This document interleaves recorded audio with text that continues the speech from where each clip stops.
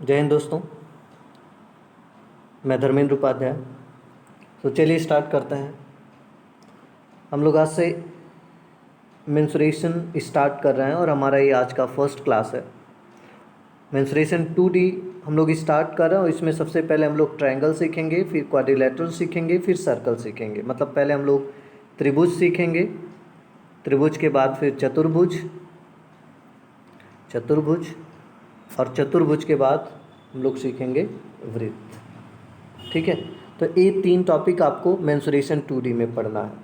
तो सबसे पहले हम लोग ट्रायंगल से स्टार्ट करते हैं। कुछ बेसिक फार्मूले हैं जिन्हें आपको याद रखना है।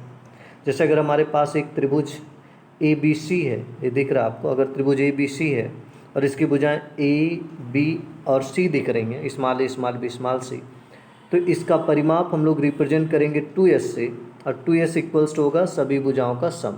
वैसे आप जानते हैं कोई भी पॉलीगॉन हो, अगर मुझे उसका पेरीमीटर पता करना है, मान लीजिए ABCDEF है, तो आप बोलेंगे कुछ नहीं करना सर, सभी साइड्स को ऐड कर लीजिए, वही पेरीमीटर होगा। तो अगर त्रिभुज में 3 साइड है तो तीनों को ऐड कर लिया, और हमने कहा त्रिभुज के परिमाप को हम लोग 2s से रिप्रेजेंट करेंगे, तो 2s की वैल्यू a + b + c हुई, इसलिए s की वैल्यू हम बता सकते हैं a + b + c/2 होगा।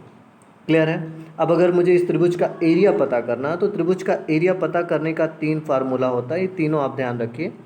सबसे पहला, त्रिभुज का एरिया जो बड़ा फेमस है, जिसको आप लोग हीरो फार्मूला भी बोलते हैं, √S S - A S - B S - C।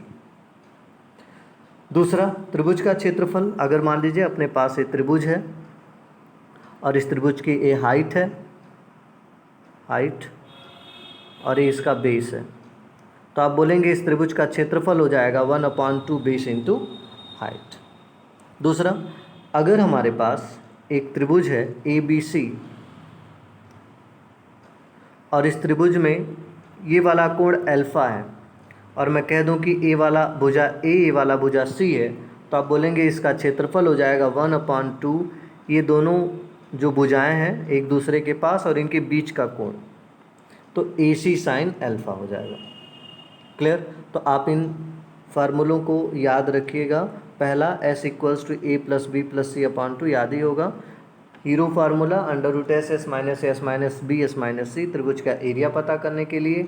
अगर हमको बेस और हाइट पता है तो डायरेक्ट एरिया पता कर लेंगे, और मान लीजिए 2 भुजा पता और उनके बीच का कोण पता है, तब भी हम एरिया पता कर सकते हैं। ये पहली बात थी, आपको माइंड में रखना है मेंसुरेशन सॉल्व करते समय। दूसरा, अगर हमारे पास एक त्रिभुज है और उसका परिवृत्त बनाया हुआ है, दिख रहा है आपको, एक त्रिभुज है और इस त्रिभुज के बाहर जो वृत्त बनेगा उसको हम लोग बोलेंगे परिवृत्त। और इस परिवृत्त की अगर आपसे कोई त्रिज्या पूछ लेता है, मान लीजिए इसकी त्रिज्या पूछ ले रहा है, यह r है, तो इस r की वैल्यू आपको याद रखनी है ABC/4 डेल्टा। ABC त्रिभुज की भुजाएं हैं और डेल्टा क्या है, त्रिभुज का क्षेत्रफल है। तो परिवृत्त की त्रिज्या आप ध्यान रखिएगा ABC/4 डेल्टा। इसी तरीके से अगर हमारे पास कोई त्रिभुज है, इसके अंदर वृत्त बन रहा है, तो स्मॉल r इक्वल्स टू होगा डेल्टा/s। स्मॉल r इक्वल्स टू क्या होगा, डेल्टा/s। s का मतलब त्रिभुज का क्षेत्र, डेल्टा मतलब त्रिभुज का क्षेत्रफल, और s का मतलब अर्ध परिमाप। क्लियर है। तो 2 बातें आपने लर्न कर ली। सबसे पहला ये वाला बात एरिया का, और दूसरा परिवृत्त की त्रिज्या और अंतःवृत्त की त्रिज्या। ठीक है। तीसरी बात पे चलते हैं। तीसरी बात, मान लीजिए अपने पास एक त्रिभुज ABC है और इस त्रिभुज में A से एक हमने और त्रिभुज ड्रॉ कर लिया D मान के, और यहाँ पे BD का लेंथ हमने कहा A है और DC का लेंथ B है। अगर हमसे कोई पूछता है बताइए त्रिभुज ABD का एरिया और त्रिभुज ACD का एरिया का रेशियो क्या होगा। त्रिभुज ABD दिख रहा होगा, ये वाला त्रिभुज ABD, और त्रिभुज ACD ये वाला, इन दोनों का एरिया आपको पता करना है। तो बोलेंगे कोई दिक्कत नहीं, हमको फार्मूला तो लर्न ही है। त्रिभुज ABD का अगर एरिया निकालना तो 1/2 बेस इंटू हाइट। तो ABD का बेस कितना, आप बोलेंगे A है, और अगर मैं मान लीजिए हाइट ड्रॉ करता हूँ, यह हाइट h है, तो आप बोलेंगे 1/2 A इंटू h। इसी तरीके से ADC में देखिए बेस B है और हाइट h है, तो इसका एरिया हो जाएगा 1/2 B इंटू h। कट गया, तो आप बोलेंगे इसके एरिया का रेशियो हमको कितना मिल जाएगा, A/B। मतलब क्या है कि अगर 2 त्रिभुजों के बेस और वर्टेक्स सेम है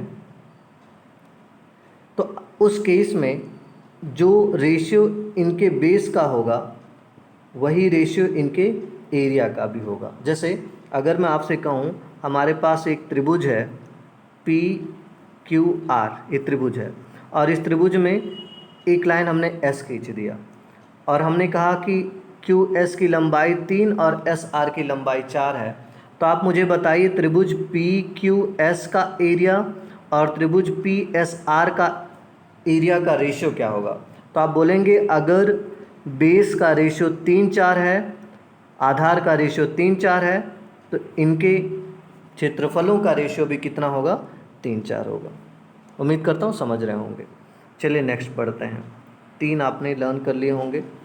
चौथा क्या है, अगर हमारे पास दो त्रिभुज हैं ए बी सी और पी क्यू आर और हम कह दें कि ये दोनों त्रिभुज समरूप हैं, सिमिलर हैं, ये दोनों त्रिभुज समरूप हैं, सिमिलर हैं, तो उस केस में आप ध्यान रखिएगा कि इनके संगत भुजाओं का अनुपात बराबर होगा। जैसे ए बी का संगत भुजा पी क्यू तो A B upon P Q, A C का संगत भुजा पी आर तो ए सी अपान पी आर, इसी तरह बी सी का संगत भुजा क्यू आर तो B C upon Q R. इनके हाइट का रेशियो भी सेम होगा, मतलब H1 अपान H2 भी उतना ही होगा।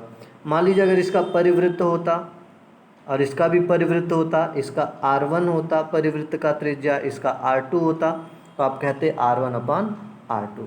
अगर इन दोनों त्रिभुजों का अंतःवृत्त होता, मान लीजिए इसका अंतःवृत्त A और इसका अंतःवृत्त A और यह R1 या R2 होता, तो आप कहते R1 अपान R2। इसी तरह अगर इनका परिमाप होता तो P1 अपान P2। और अगर एरिया का रेशियो बोलेंगे तो अंडर रूट पहले वाले का एरिया अपॉन दूसरे वाले का एरिया। इस बात को आइए हम समझाते हैं क्या कहना चाह रहे हैं। जैसे मान लीजिए एक त्रिभुज के एरिया का रेशियो 4-9 है, कितना है 4-9, और मुझे उसके साइड का रेशियो चाहिए। तो आप जानते हैं एरिया 2 डायमेंशनल होता है, एरिया कितना होता है 2 डायमेंशनल, और साइड कितना होता है आप कहते हैं 1 डायमेंशनल। तो 2D को अगर 1D बनाना तो आप क्या करिए स्क्वायर रूट ले लीजिए, तो 4 का स्क्वायर रूट 2, 9 का स्क्वायर रूट 3। मतलब अगर एरिया का रेशियो कहीं पर 4-9 है और आपसे साइड का रेशियो पूछेगा तो क्या बताएगा 2-3। अच्छा अगर मैं आपसे पूछ लूँ इनकी हाइट का रेशियो क्या होगा, ऊंचाई का अनुपात क्या होगा, तो बोलेंगे हाइट भी 1D है इसलिए हाइट का भी रेशियो कितना होगा 2:3। समझ रहे हैं। इसी तरीके से अगर कहीं पर हमको पता है साइड का रेशियो 4-5 है और हमसे एरिया का रेशियो पूछ रहा तो हम कह देंगे आ जाएगा सर 16-25। कैसे, आप बोलेंगे साइड 1D होता है सर और एरिया क्या होता है 2D। 2D से 1D जाएंगे तो स्क्वायर रूट लेंगे और अगर 1D से 2D जाएंगे तो उसका स्क्वायर कर देंगे, तो 4 का स्क्वायर 16, 5 का स्क्वायर 25। क्लियर, आपको समझ आ रहा होगा। जब हम लोग क्वेश्चन करेंगे तो ये बातें आपको और अच्छे से समझ आ जाएंगी। अभी आप इन सब फार्मूलों को अच्छे से दिमाग में बैठा लीजिए, हम लोग क्वेश्चन करेंगे। फिफ्थ पॉइंट देखिए, अगर हमारे पास कोई त्रिभुज ए बी सी है और डी और ई ए बी और ए सी के मध्य बिंदु है। हमने कहा एक त्रिभुज हमारे पास ए बी सी है और इस ए बी सी में डी और ई ए बी और ए सी के मध्य बिंदु हैं। उस केस में आपको ध्यान रखना है जो डी ई है उसका मान बी सी का आधा होगा। उसका मान बी सी का आधा का क्या मतलब, अगर डी ई 1 है तो बी सी कितना होगा 2 होगा। मतलब डी ई और बी सी के लेंथ का जो रेशियो होगा वह कितना होगा 1:2। डी ई और बी सी का अनुपात कितना होगा 1:2। और अगर साइड का अनुपात 1:2 है और मैं पूछ लूँ बताइए त्रिभुज ए डी ई और त्रिभुज ए बी सी के एरिया का अनुपात क्या होगा। तो अभी मैं आपको बता रहा था कि अगर साइड का रेशियो 1:2 है और आपको एरिया का रेशियो निकालना है तो आप स्क्वायर कर दीजिए, तो 1 का स्क्वायर 1 और 2 का स्क्वायर 4। तो आप कह सकते हैं कि अगर ए डी ई का रेशियो 1 होगा, एरिया 1 होगा, तो ए बी सी का एरिया टोटल कितना होगा 4 होगा। अगर मैं इसमें आपसे कहूँ ए डी ई 1 है और टोटल 4 है तो बताइए quadrilateral D E B C कितना होगा। बोलेंगे टोटल 4 है, 1 हटा दीजिए तो ये कितना होगा 3 होगा। उम्मीद करता हूँ ये समझ रहे होंगे आप लोग। नेक्स्ट चलते हैं। सिक्स्थ पॉइंट देखिए, ये सब बातें आपको लर्न करना, जब मैं क्वेश्चन कराऊंगा तो एक बार और आपको बताता चलूँगा जिससे रिवाइज हो जाएगा। सिक्स्थ है कि अगर हमारे पास एक त्रिभुज ए बी सी है और इसके 3 मध्यिकाएँ हैं, मध्यिका मतलब ऐसी रेखा जो सामने वाली भुजा को 2 बराबर भागों में बांटे। मध्यिका का मतलब क्या? ऐसी रेखा जो शीर्ष से सामने वाली भुजा को 2 बराबर भागों में बांटे। तो हमने कहा इस त्रिभुज ए बी सी में अगर अपने पास 3 मध्यिकाएँ हैं, ए डी, बी ई और सी एफ, तो आप बोलेंगे कि सर ये तीनों मध्यिकाएँ त्रिभुज को 6 बराबर भागों में बांटती हैं। कितने बराबर भागों में बांटेंगी? 6 बराबर भागों में बांटेंगी। और एक बात और आप ध्यान रखिए, इन मध्यिकाओं का जो मिलान बिंदु यहाँ पे आपको दिख रहा है, इसको हम लोग केंद्रक कहते हैं और जी से रिप्रेजेंट करते हैं।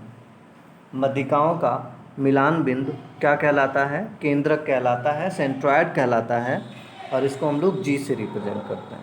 नेक्स्ट, अब मान लीजिए अगर जी केंद्रक है और हमने ए से एक रेखा, बी से एक रेखा, सी से एक रेखा खींचा, तो यह 3 इक्वल पार्ट में त्रिभुज को बांट देगा, तीनों का एरिया इक्वल होगा। क्लियर?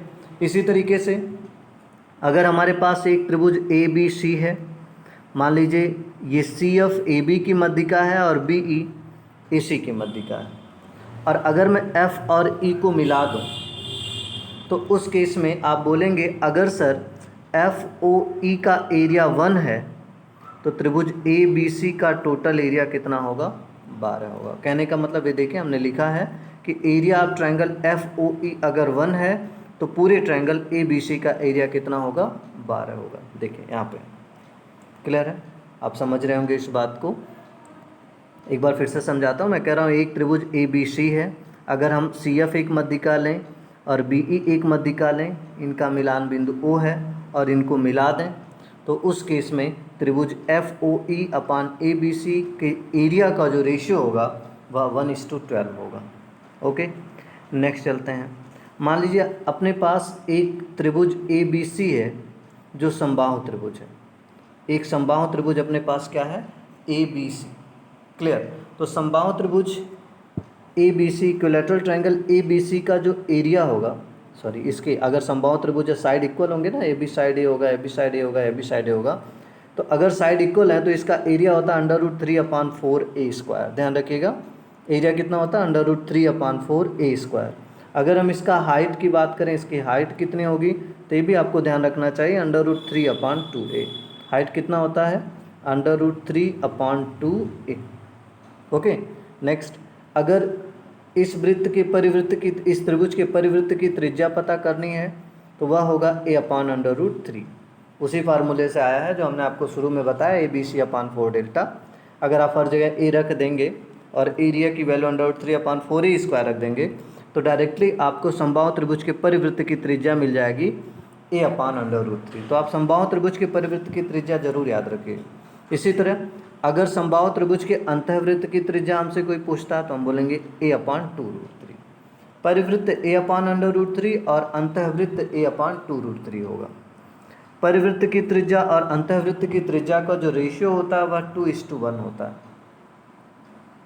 और उनके क्षेत्रफलों का अनुपात आप कहेंगे त्रिज्या 1d है, क्षेत्रफल 2d है। अभी मैंने बताया 1d से 2d आना है तो स्क्वायर कर दीजिए, तो परिवृत्त का क्षेत्रफल और अंतःवृत्त का क्षेत्रफल का अनुपात कितना हो जाएगा? 4:1।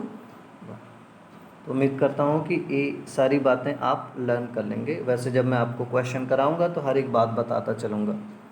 नेक्स्ट बढ़ते हैं। 8th पॉइंट है कि अगर अपने पास कोई equilateral triangle A B C है, इसकी सभी भुजाएं इक्वल हैं तो ए हैं, और इसके अंदर कोई बिंदु मान लीजिए स्थित है, पी है, कुछ भी है, इससे अगर हम तीनों भुजाओं पर परपेंडिकुलर ड्रॉ करें, एक को मान ले P1, एक को P2 और एक को P3, और हमसे कहा जाए कि साइड और इन परपेंडिकुलर डिस्टेंसेस का रिलेशन क्या होगा, तो आप बोलेंगे A = होगा 2/√3 P1 + P2 + P3। A क्या होगा? 2/√3 P1 + P2 + P3। और नेक्स्ट है, अगर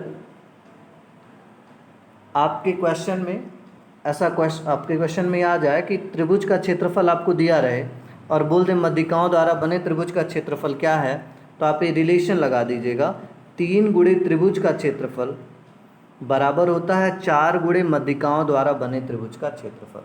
इसको रट लीजिए, त्रिभुज में 3 भुजाएं होती हैं, इसलिए 3 गुणे त्रिभुज का क्षेत्रफल बराबर 4 गुणे मध्यिकाओं द्वारा बने त्रिभुज का क्षेत्रफल। ठीक है, तो ये कुछ बेसिक फार्मूले थे हमारे ट्रायंगल से रिलेटेड, जिनको आपको तैयार रखना होगा। अगर आप इन सभी फार्मूलों को तैयार रखते हैं तो आप सारे क्वेश्चन इजीली कर पाएंगे। इन सब का डेरिवेशन आप ज्योमेट्री में सीखते हैं, मेंसुरेशन है तो इसमें लर्न कर लीजिए, ठीक है। और बहुत ज़्यादा है भी नहीं, थोड़ी मोड़ी बातें हैं, इनको आप इजीली लर्न कर सकते हैं। तीसरा ये चौथा बात आपको लर्न करना है, पाँचवा छठवां सातवां इस तरीके से आपको लर्न करना है कि 9 पॉइंट है टोटल अपने पास, ठीक है ना। तो चलिए आज यहीं पर फिनिश करते हैं, मिलेंगे नेक्स्ट क्लास में। Thank you.